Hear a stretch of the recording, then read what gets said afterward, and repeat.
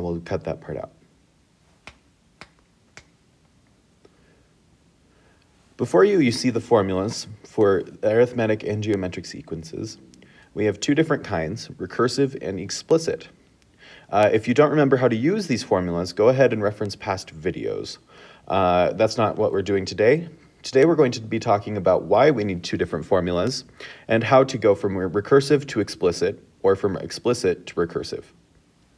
The reason we have two different formulas is that for a recursive sequence, that is how we think about sequences in nature. You add the amount or multiply the amount to get to the next number. It's a very natural approach, and it's the one that we intuitively use in our head. For example, if we were to go from 11, 21, 31, the next number would be 41, and we simply just add to get to the next number. The downside to this particular sequence is it takes a long time. You have to do a lot of steps to get to the next point. Whereas in the explicit formula, that's a good formula if you want to go find non-sequential numbers, meaning numbers that aren't necessarily the ones immediately next to the ones that you have.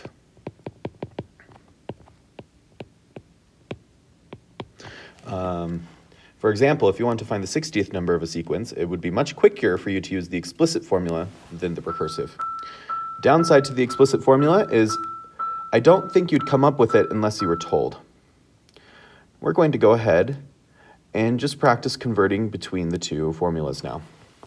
Over on your left, you'll see that we have this particular formula. It appears to be recursive. It also looks like it's geometric because we're multiplying.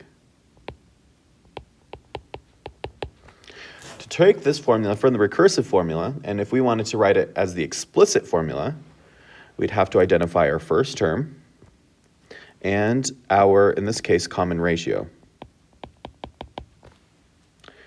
From there, we simply write a sub n is equal to our first term times the ratio raised to the n minus 1 exponent. So in this case, that would be a sub n is equal to 27 times 2 to the n minus 1.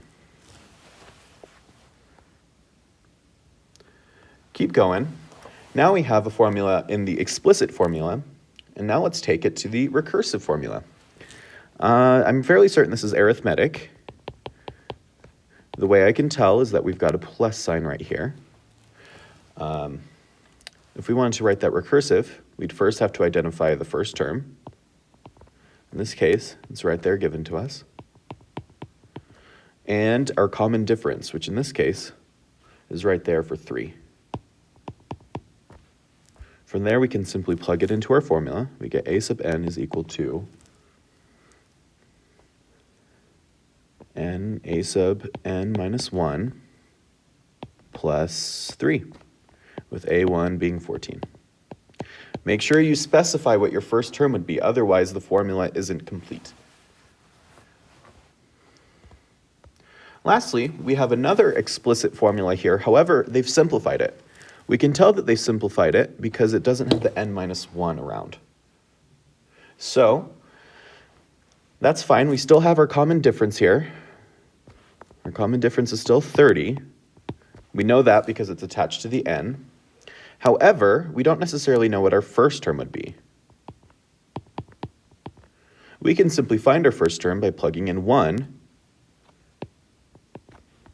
into our problem. So we get 30 times 1 plus 7. So our first term is 37.